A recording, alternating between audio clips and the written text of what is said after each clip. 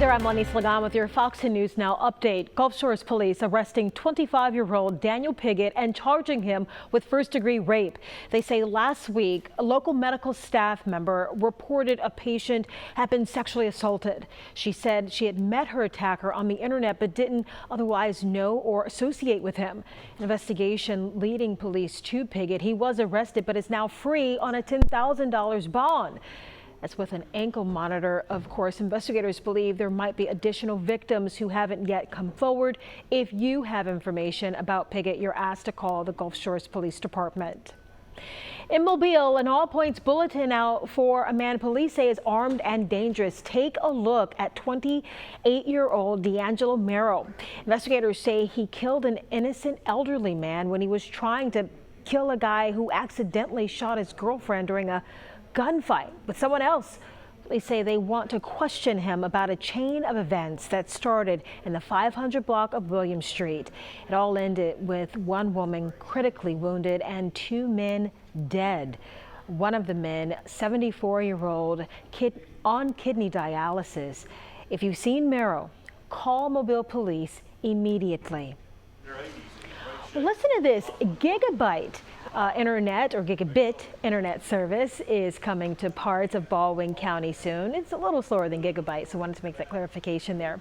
C-Spire, though, still making that announcement in Fairhope along with Orange Beach and West Mobile. Going to be the first areas targeted. The company acquiring local telecom company Harbor Communications late last year. And they say now it's going to be positioned to be a leader in the fiber market, promising up to 20 times faster internet service. You've got almost guaranteed uptime almost all the time. And the other thing you get with fiber that you don't get from anything else is symmetric service. So if you get a gigabit download speed, you're also going to get a gigabit up.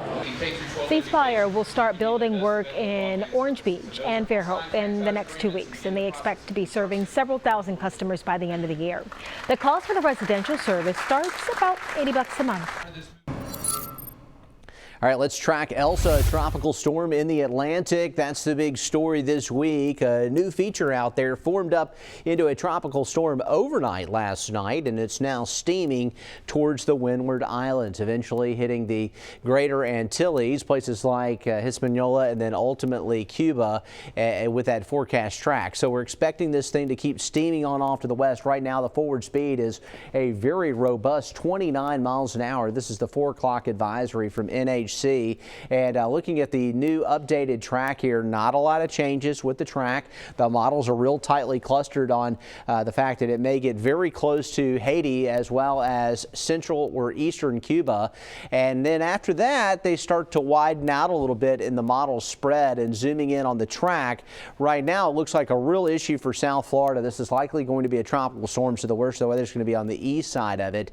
And if it takes the current path, we still have to watch it because that cone may be extended up towards the at least eastern side of the Florida Panhandle. But at this point, a lot of the models are more centered up just to our east. Not anything to lock in on, but just something to keep in mind that this may be a close call for us as whatever else it is, whether it's a strong tropical storm, even a hurricane, or a weak tropical storm, or even a depression, whatever happens to it with a higher terrain here. And the fast forward speed going to limit it a little bit. Should be a pretty compact system. This is the GFS model bringing it over central Cuba and bringing it up into Appalachia Bay on Wednesday and into Thursday. The European model brings it more up towards the Bahamas, so it's actually further east with this solution. A lot of showers out there today. We've been dodging the rain. The forecast, unfortunately, more of it. Service front moves in and stalls, and so Friday and Saturday, good rain chances. A little lower with the rain chance for 4th of July on Sunday. Showers become numerous again on Monday next week. Thanks for joining us here on Fox 10.